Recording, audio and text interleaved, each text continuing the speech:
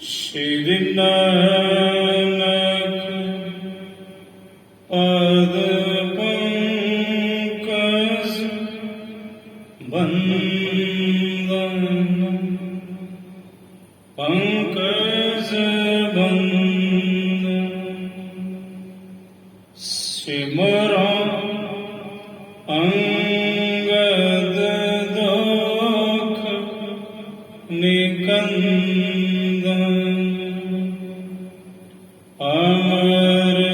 अमरदास गुर हृदय नित त्याओ हृदय नित त्याओ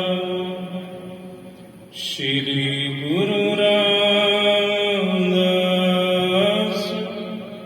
गुण गाओ श्री अर्जन विघ्नन के नाशक विघ्नन के नाशक श्री हरगोविंद शुभ सुमत प्रकाशक श्री हरि राय नमो कर जोरी नमो कर जोरी गुर हर कृष्ण मनाए वहरी तेग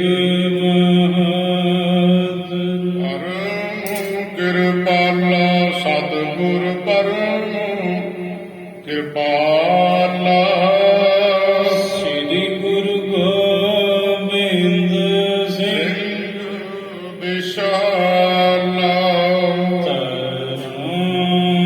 तरा हर ਕੌਣ ਕੌਣ ਸੀ ਸਾਜ ਕੌਣ ਸੀਸਾ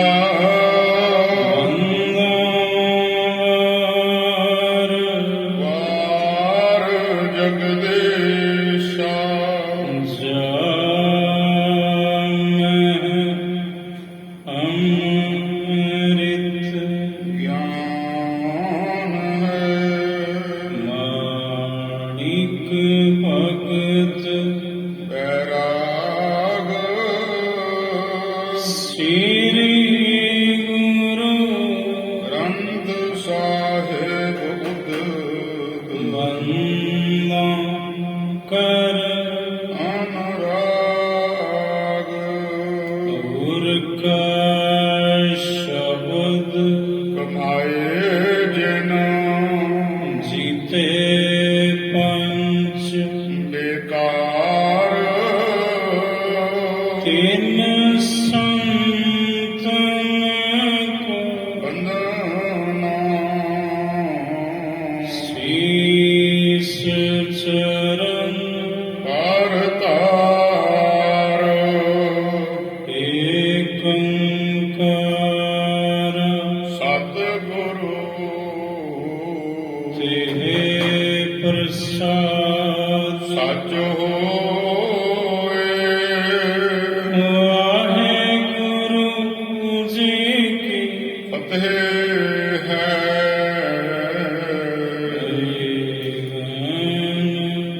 ਨਾਸਨ ਸੋਏ ਵਾਹਿਗੁਰੂ ਜੀ ਕੀ ਫਤਿਹ ਹੈ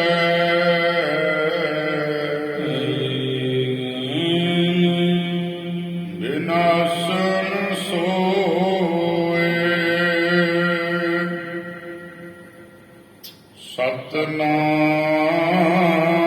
ਸਤਨਾਮ ਸ੍ਰੀ ਵਾਹਿਗੁਰੂ ਸਾਹਿਬ ਜੀ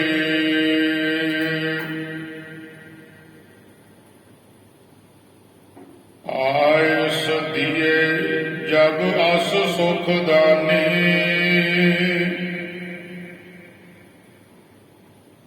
ਬੋਲਿਓ ਤਬ ਨਰੇਸ਼ ਮੁਖ ਬਾਣੀ ਆਇਸ ਦੀਏ ਜਬ ਅਸ ਸੁਖ ਦਾਨੀ ਬੋਲਿਓ ਤਬ ਨਰੇਸ਼ ਮੁਖ ਬਾਣੀ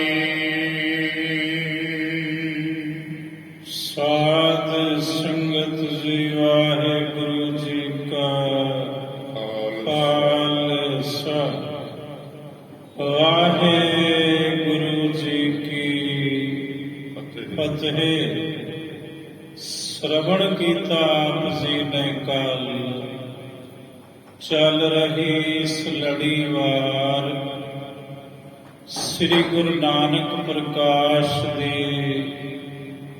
ਕਥਾ ਦੁਆਰਾ ਕਿ ਧੰਨ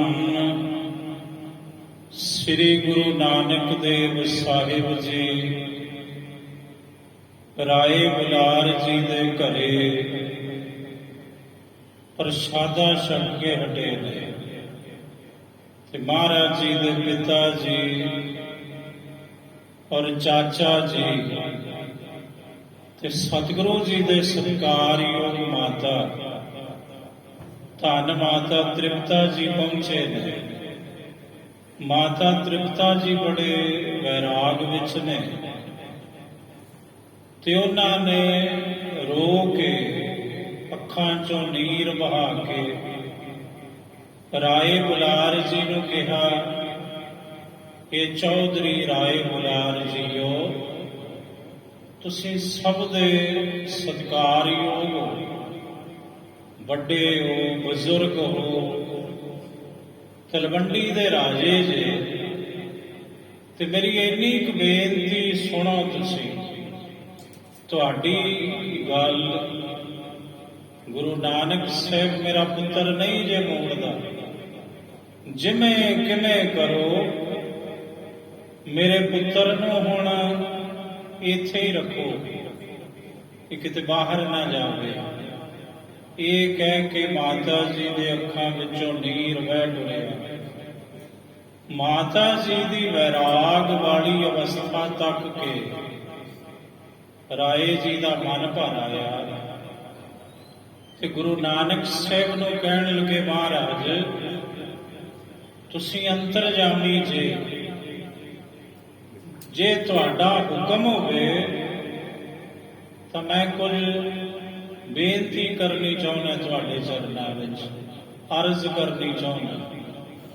ਸਾਹਿਬ ਕਹਿੰਦੇ, ਰਾਏ ਜੀ ਪੁੱਛਣ ਦੀ ਕੀ ਲੋੜ ਹੈ, ਤੁਸੀਂ ਸਾਡੇ ਪਿਆਰੇ ਜੇ ਔਰ ਵੱਡੀ ਥਾਂ ਹੋ, ਆਗਿਆ ਹੈ ਜੋ ਕਹਿਣਾ ਹੈ ਕਹੋ। ਆਇਸ ਦੀਏ ਜਬ ਅਸ ਸੁਖ ਦਾਨੀ ਜਦੋਂ ਇੰਜ ਸੁੱਖਾਂ ਦੇ ਦਾਤੇ ਗੁਰੂ ਨਾਨਕ ਸਾਹਿਬ ਜੀ ਨੇ ਰਾਏ ਬੁਲਾਰ ਜੀ ਨੂੰ ਆਗਿਆ ਦਿੱਤੀ। ਬੋਲਿਓ ਤਬ ਨਰੇਸ਼ ਮੁਖ ਬਾਣੀ ਫਿਰ ਰਾਏ ਬੁਲਾਰ ਆਪਣੇ ਮੁਖੋਂ ਇੰਜ ਬੋਲੇ, ਆਨਾ ਨਿਜ ਖੇਤੀ ਕਰਵਾਈਏ ਕਾਮੇ ਦਿਉ ਰਖਾਏ। ਰਾਏ ਜੀ ਕਹਿਣ ਲੱਗੇ, ਮਹਾਰਾਜ ਤੁਹਾਡੇ ਕੋਲ ਜ਼ਮੀਨ ਬਹੁਤ ਹੈ ਪਹਿਲਾਂ, ਤੇ ਜ਼ਮੀਨ ਮੈਂ ਹੋਰ ਦਵਾਂਗਾ, ਤੁਸੀਂ ਆਪਣੀ ਖੇਤੀ ਕਰਵਾਓ ਤੇ ਉਸ ਖੇਤੀਬਾੜੀ ਦੇ ਲਈ ਜਿਹੜੇ ਕਾਮਿਆਂ ਦੀ ਲੋੜ ਹੈ ਉਹ ਮੈਂ ਪੂਰੀ ਕਰਾਂਗਾ, ਮੈਂ ਕਾਮੇ ਰਖਾ ਦੇਵਾਂਗਾ। ਤੁਸੀਂ ਕੇਵਲ ਬਹਿ ਕੇ ਆਪਣੇ ਖੇਤਾਂ ਵਿੱਚ ਫਸਲ ਉਗਵਾਓ। ਨਹਿ ਹਾਲਾ ਲੇਵੈ ਕਛ ਤੇ ਕੋਈ ਵੀ ਤੁਹਾਤੋਂ ਜਿਹੜਾ ਮਾਮਲਾ ਹੈ ਉਹ ਨਹੀਂ ਲਿਆ ਜਾਵੇਗਾ, ਮੈਂ ਮਾਫੀ ਕਰਾਂਗਾ ਸਭ ਮਾਮਲਾ। ਸਬਹਿ ਇਨਾਮ ਕਰਾਏ ਸਭੇ ਇਨਾਮ ਕਰਾਏ ਭਾਵ, ਮਾਮਲੇ ਤੋਂ ਰਹਿਤ ਕਰਵਾ ਦਾਂਗਾ ਸਾਰੀ ਖੇਤੀ। ਆਪ ਜੀ ਦੇ ਸਭੈ ਇਨਾਮ ਕਰਾਏ, ਸਦਨ ਨਿਜ ਰਹੋ ਦੁਖ ਕਦਨਾ।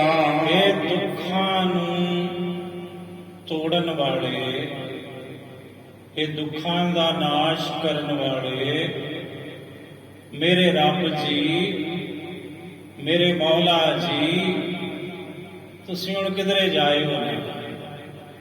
ਇਸੇ ਨਗਰ ਵਿੱਚ ਰਹੋ ਤੇ ਆਪਣੇ ਘਰ ਵਿੱਚ ਰਹੋ ਤੇ ਖੇਤੀਬਾੜੀ ਕਰਵਾਓ।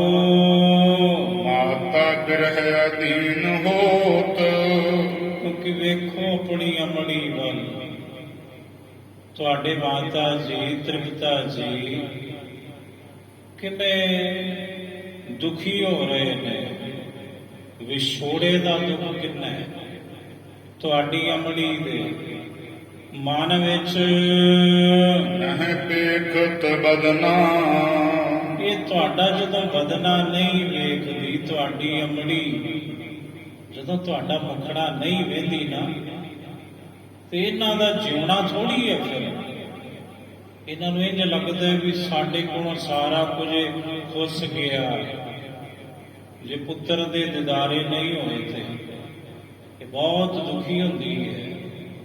ਤੁਹਾਡੀ ਅਮੜੀ ਸੁਣ ਬੁਲਾਰ ਕੇ ਬਚਨ ਕੋ, ਦੀਨਾਨਾਥ ਸੁਭਾਏ। ਕਹਿੰਦੇ ਰਾਏ ਬੁਲਾਰ ਜੀ ਦੇ ਇਹ ਬੋਲ ਸੁਣ ਕੇ ਦੀਨਾ ਦੇ ਨਾਥ, ਸਭ ਦੇ ਸੁਆਮੀ ਧੰਨ ਸ੍ਰੀ ਗੁਰੂ ਨਾਨਕ ਦੇਵ ਸਾਹਿਬ ਜੀ ਮਹਾਰਾਜ ਸਹਿਜ ਵਿੱਚ ਤੇ ਬੜੇ ਪ੍ਰੇਮ ਵਿੱਚ ਸਾਹਿਬ ਜੀ ਨੇ ਬਚਨ ਕੀਤੇ, ਸ਼ਬਦ ਉਚਾਰਨ ਕੀਤਾ। ਧੁਰ ਕੀ ਬਾਣੀ ਸ੍ਰੀ ਮੁਖ ਖੇਤੇ ਵਿਦ ਕਹੇ। ਸਤਿਗੁਰੂ ਜੀ ਨੇ ਆਪਣੇ ਮੁਖਾਰ ਬਿੰਦ ਤੋਂ ਖੇਤੀ ਦੀ ਵਿਧੀ ਰਾਏ ਜੀ ਨੂੰ ਸਮਝਾਉਣੀ ਇਹ ਕੀਤੀ। ਸੋਰਠ ਰਾਗ ਉਠਾਏ।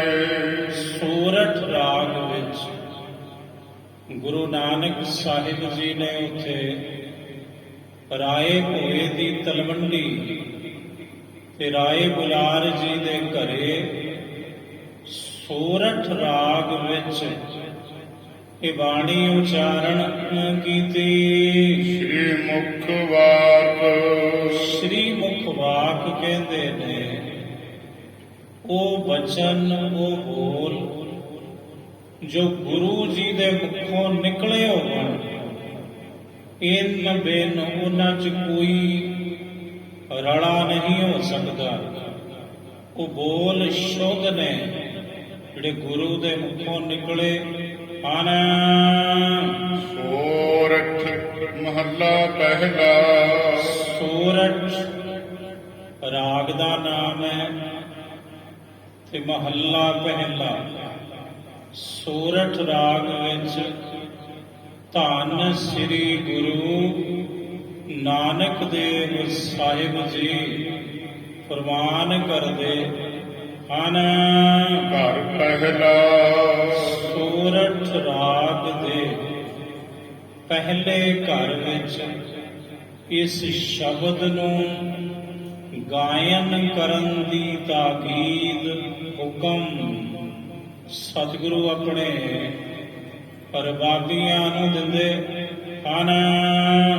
ਮਨ ਹਾਲੀ ਕਿਰਸਾਣੀ ਕਰਨੀ। ਸਤਿਗੁਰੂ ਕਹਿੰਦੇ ਰਾਏ ਜੀ ਸੁਣੋ, ਖੇਤੀ ਤੇ ਅਸੀਂ ਕਰ ਰਹੇ ਹਾਂ, ਉਹ ਖੇਤੀ ਹੈ ਮਨ ਹਾਲੀ ਕਿਰਸਾਣੀ ਕਰਨੀ।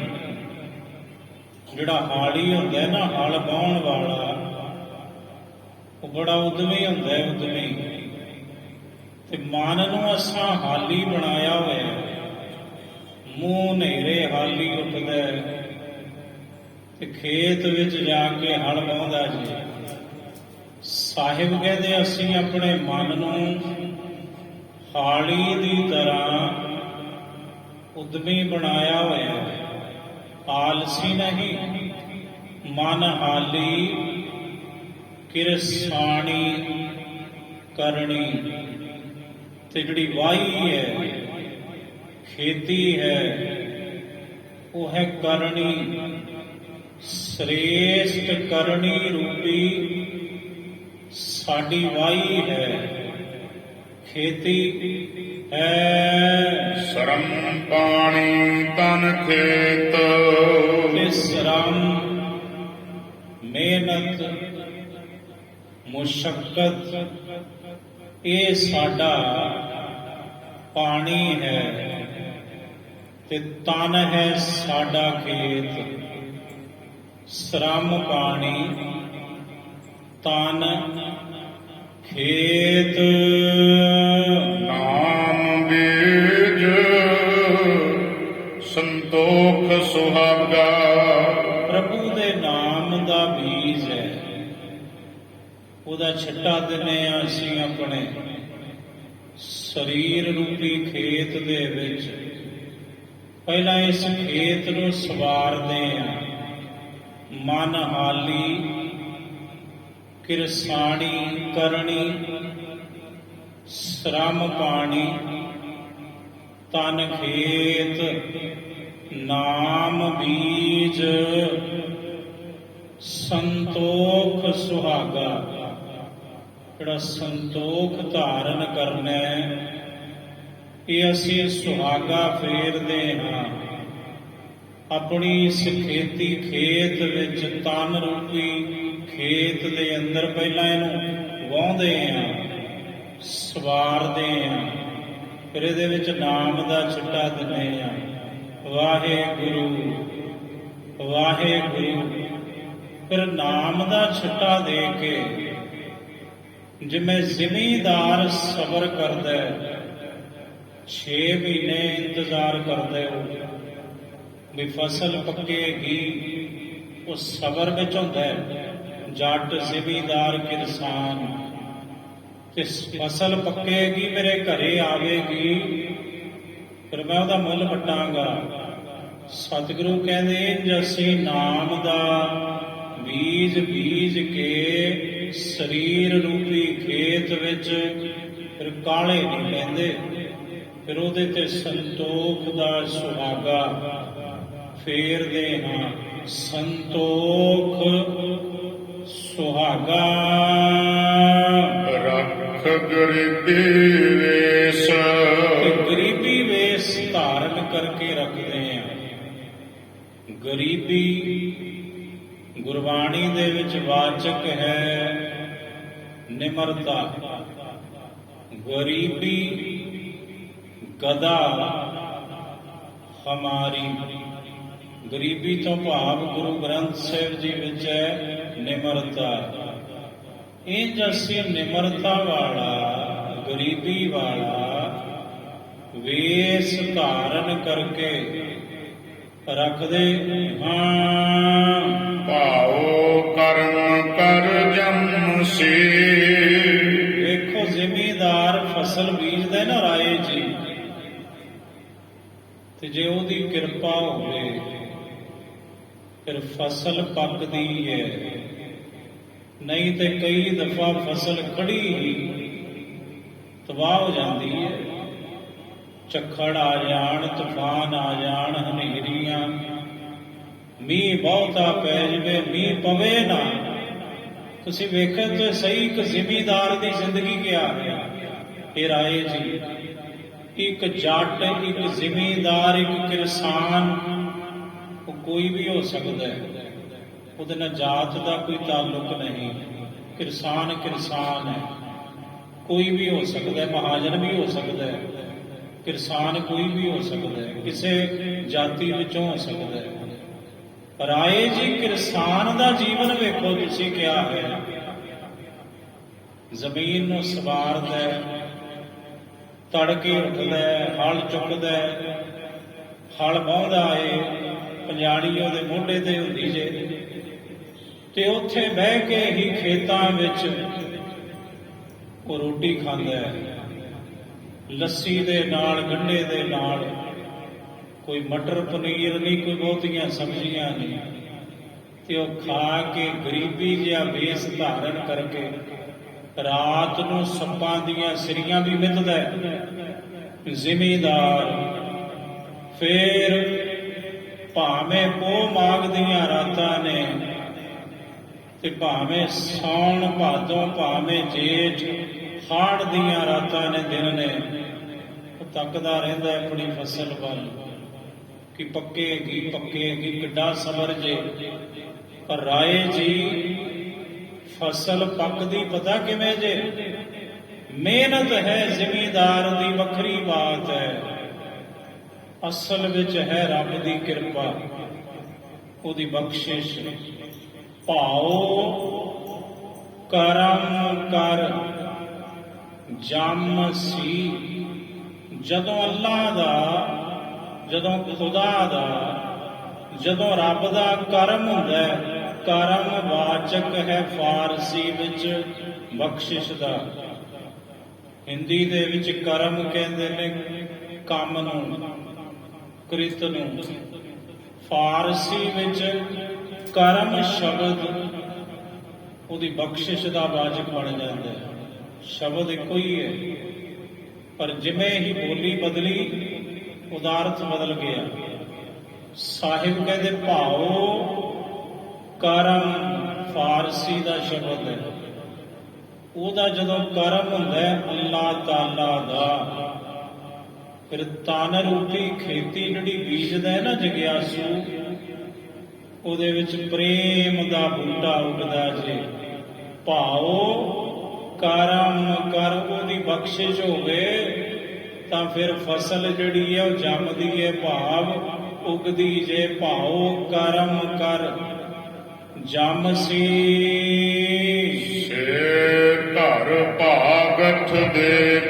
ਤੇ ਜਿਨ੍ਹਾਂ ਦੀ ਫਸਲ ਜੰਮ ਗਈ, ਫਸਲ ਫਲੀ ਭੂਤ ਹੋ ਗਈ, ਪੱਕ ਗਈ, ਫਿਰ ਉਹ ਫਸਲ ਨੂੰ ਵੱਢਦੇ ਨੇ, ਫਿਰ ਉਹਨਾਂ ਦੇ ਘਰੇ ਫਸਲ ਆਉਂਦੀ ਹੈ, ਫਿਰ ਉਹ ਦਮੜੇ ਵੱਢਦੇ ਨੇ, ਫਿਰ ਉਹ ਘਰ ਭਾਗਠ ਹੁੰਦੇ ਨੇ, ਭਾਗਾਂ ਵਾਲੇ, ਤੇ ਧਨਾੜ ਬਣ ਜਾਂਦੇ ਨੇ। ਫਿਰ ਉਹ ਘਰ, ਉਹ ਜ਼ਿਮੀਦਾਰ, ਉਹ ਕਿਰਸਾਨ। ਭਾਉ ਕਰਮ ਕਰ ਜਮ ਸੀ। ਸੇ ਘਰ ਭਾਗਠ ਵੇਖ। ਬਾਬਾ ਮਾਇਆ ਸਾਥ ਨ ਹੋਏ। ਇਹ ਬਾਬਾ, ਇਹ ਰਾਏ ਜੀ ਸੁਣੋ, ਇਹ ਜਿਹੜੀ ਮਾਇਆ ਹੈ ਨਾ, ਇਹ ਜੀਵ ਦੇ ਸਾਥ ਨਹੀਂ ਹੁੰਦੀ, ਇਹ ਤੇ ਗੁਜ਼ਰਾਨ ਹੈ। ਇਹਨੇ ਕਿਹਦਾ ਸਾਥ ਦਿੱਤਾ ਤਾ ਉਮਰ, ਤੇ ਕਿਹਦੇ ਨਾਲ ਇਹ ਨਿਭੀ ਹੈ ਓੜ ਤੱਕ, ਕਿਸੇ ਨਾਲ ਨਹੀਂ ਨਿਭਦੀ ਹੈ। ਬਾਬਾ ਮਾਇਆ ਸਾਥ ਨਾ ਹੋਏ, ਜੋ ਅੱਜ ਤੁਹਾਡੀ ਜੇਬ ਵਿੱਚ ਹੈ, ਕੱਲ ਨੂੰ ਕਿਸੇ ਹੋਰ ਦੀ ਜੇਬ ਵਿੱਚ ਹੋ ਸਕਦੀ ਹੈ, ਪਰਸੋਂ ਨੂੰ ਕਿਸੇ ਹੋਰ ਦੀ ਜੇਬ ਵਿੱਚ। ਕਿਸੇ ਦਾ ਸਾਥ ਨਹੀਂ ਦਿੰਦੀ, ਇਹ ਸਦੀਵੀ ਕਿਸੇ ਦੇ ਨਾਲ ਨਹੀਂ ਰਹਿੰਦੀ। ਬਾਬਾ ਮਾਇਆ ਸਾਥ ਨਾ ਹੋਏ। ਇਨ ਮਾਇਆ ਜਗ ਮੋਹਿਆ। ਇਨ ਮਾਇਆ, ਇਸ ਮਾਇਆ ਨੇ ਸਾਰੇ ਜਗਤ ਨੂੰ ਮੋਹਿਆ ਹੋਇਆ, ਸਾਰੇ ਜਗਤ ਨੂੰ, ਤਮਾਮ ਜੀਵਾਂ ਨੂੰ। ਆ ਨਿੱਕਾ ਜਿਹਾ ਜੰਮਦਾ ਬੱਚਾ, ਉਹਨੂੰ 10 ਦਾ ਨੋਟ ਪਕੜਾਓ, ਉਹਦੀ ਗ੍ਰਿਪ ਐਡੀ ਤਕੜੀ ਹੁੰਦੀ ਹੈ, ਨੋਟ ਪਾੜ ਜੂ, ਰੁਪਈਆ ਨਹੀਂ ਸ਼ੁਰੂ ਹੋ। ਕਿਤਨੀ ਗ੍ਰਿਪ ਹੈ ਉਹਦੀ, ਮਜ਼ਬੂਤ। ਉਹਨੂੰ ਪਤਾ ਹੀ ਨਹੀਂ ਵੀ ਇਹ ਨੋਟ 10 ਦਾ ਹੈ, ਉਹਨੂੰ ਕੋਈ ਸਮਝ ਨਹੀਂ ਉਹਦੀ ਬਾਬਤ। ਪਰ ਫੇਰ ਵੀ ਇਸ ਮਾਇਆ ਨੇ ਉਸ ਨਿੱਕੇ ਬੱਚੇ ਨੂੰ ਮੋਹ ਲਿਆ, ਜਿਹੜਾ ਜੇ 4 ਮਹੀਨੇ ਦਾ, 6 ਮਹੀਨੇ ਦਾ, ਕੋਈ ਉਹਨੂੰ ਪਿਆਰ ਦਿੰਦਾ, 100 ਦਾ ਨੋਟ ਪਕੜਾਉਂਦਾ, ਫਟਾਫਟ ਮਾਂ ਜਾਊਗੀ, ਪੁੱਤ ਦੇ ਕੋਲੋਂ ਧੀ ਕੋਲੋਂ ਨੋਟ ਖਾਊ ਵੀ ਕਿਤੇ 100 ਰੁਪਈਆ ਪਾੜ ਨਾ ਦੇਵੇ। ਵੇਖੋ ਕੈਸੀ ਪਕੜ ਹੈ। ਮਹਾਰਾਜ ਕਹਿੰਦੇ ਚਾਹੇ ਕੋਈ ਬੱਚਾ ਹੈ ਚਾਹੇ ਕੋਈ ਜਵਾਨ ਹੈ, ਮਾਇਆ ਐਸੀ ਮੋਹਨੀ ਭਾਈ, ਜੇਤੇ ਜੀਅ ਤੇਤੇ ਡਹਿਕਾਈ। ਵਿਰਲਾ ਬੁਝੈ ਕੋਇ ਰਹਾਉ। ਪਰ ਰਾਏ ਜੀ ਕੋਈ ਵਿਰਲਾ ਹੀ ਇਸ ਮੋਹਣੀ ਮਾਇਆ ਨੂੰ ਬੁੱਝਦਾ ਹੈ, ਸਮਝਦਾ ਹੈ। ਗੁਰੂ ਦੇ ਪਾਸੋਂ ਆ ਦਮੜੀ ਮਾਇਆ ਨਹੀਂ। ਇੱਕ ਰੱਬ ਤੋਂ ਬਿਨਾਂ ਜੋ ਕੁਝ ਹੈ ਉਹ ਸਭ ਮਾਇਆ ਹੈ। ਜਪਜੀ ਸਾਹਿਬ ਦੇ ਅੰਦਰ ਇਹਨੂੰ ਗੁਰੂ ਨਾਨਕ ਸਾਹਿਬ ਜੀ ਨੇ ਇੰਝ ਸਮਝਾਇਆ ਹੈ, ਅਸਲੂ ਇੱਕ, ਅਸਲ ਵਿੱਚ ਇੱਕ ਬ੍ਰਹਮ ਹੈ, ਇੱਕ ਰੱਬ ਹੈ, ਤੇ ਬਾਕੀ ਕੀ ਹੈ? ਇੱਕ ਤੇ ਵਿਸ਼ਰਾਮ ਦੇਣਾ ਪਏਗਾ। ਅਸਲੂ ਇੱਕ, ਤੇ ਅੱਗੇ ਪੜ੍ਹਨਾ ਧਾਤ, ਤੇ ਦੂਜੀ ਹੈ ਮਾਇਆ। ਇੱਕ ਰੱਬ ਤੋਂ ਬਿਨਾਂ ਬਾਕੀ ਸਭ ਮਾਇਆ ਹੈ। ਆ ਬਾਜ਼ਾਰ ਵੀ ਮਾਇਆ ਹੈ, ਦਿਨ ਵੀ ਮਾਇਆ ਹੈ, ਰਾਤ ਵੀ ਮਾਇਆ ਹੈ, ਸਭ ਕੁਝ ਮਾਇਆ ਦਾ ਹੀ ਸਰੂਪ ਹੈ। ਜੋ ਇੱਕ ਤੋਂ ਬਿਨਾਂ ਦਿਸਦਾ ਹੈ ਉਹ ਸਭ ਮਾਇਆ ਹੈ। ਹੁਣ ਤੁਸੀਂ ਵੇਖ ਲਓ, ਜੋ ਕੁਝ ਸਾਰਾ ਦਿਸਦਾ ਜੇ ਇਹ ਮਾਇਆ ਦਾ ਹੀ ਰੂਪ ਹੈ ਸਾਰਾ, ਕੇਵਲ ਦਮੜੇ ਹੀ ਮਾਇਆ ਨਹੀਂ। ਹੱਸਣਾ, ਟੱਪਣਾ, ਨੱਚਣਾ, ਰੋਣਾ, ਇਹ ਸਭ ਮਾਇਆ ਹੈ। ਮਾਇਆ ਦੇ ਸਰੂਪ ਹਨ। ਹੁਨ ਲਾਲੂ ਬੋਲਿਓ ਮੁਖ ਬਚਨਾ। ਇਹ ਸੁਣ ਕੇ ਹੁਣ ਗੁਰੂ ਨਾਨਕ ਸਾਹਿਬ ਜੀ ਦੇ ਚਾਚਾ ਜੀ ਆਪਣੇ ਮੁਖੋਂ ਇੰਜ ਬੋਲੇ ਹਨ। ਤਲਵੰਡੀ ਹੱਟ ਕਰੀਏ। ਕਹਿਣ ਲੱਗੇ ਨਾਨਕ ਜੀ, ਜੇ ਤੁਸੀਂ ਖੇਤੀਬਾੜੀ ਨਹੀਂ ਕਰਨੀ ਪਰ ਤਲਵੰਡੀ ਦੇ ਵਿੱਚ ਹੱਟੀ ਪਾ ਲਓ, ਹੱਟੀ ਕਰੋ। ਰਹੋ ਸਦਨ ਨਿਜ ਬਨ ਜੋ ਬਨ ਜਾ। ਘਰ ਵਿੱਚ ਰਹੋ, ਇੱਥੇ ਰਹਿ ਕੇ ਵਪਾਰ ਕਰੋ, ਵਣਜ ਕਰੋ, ਹੱਟੀ ਕਰੋ। ਤਲਵੰਡੀ ਚ ਮਮ ਬਚ ਪੁਰ ਮਹਿ ਧਰੀਏ। ਤੇ ਮੇਰੇ ਇਹ ਬੋਲ, ਇਹ ਮੇਰੇ ਭਤੀਜੇ ਨਾਨਕ ਜੀ ਆਪਣੇ ਹਿਰਦੇ ਵਿੱਚ ਰੱਖੋ ਜੀ। ਵਾਹਿਗੁਰੂ ਜੀ ਕਾ ਖਾਲਸਾ, ਵਾਹਿਗੁਰੂ ਜੀ ਕੀ ਫਤਿਹ। ਸਾਧ ਸੰਗਤ ਜੀ, ਕੱਲ ਨੂੰ ਸੰਗਰਾਂਦ ਦਾ ਦਿਹਾੜਾ ਹੈ।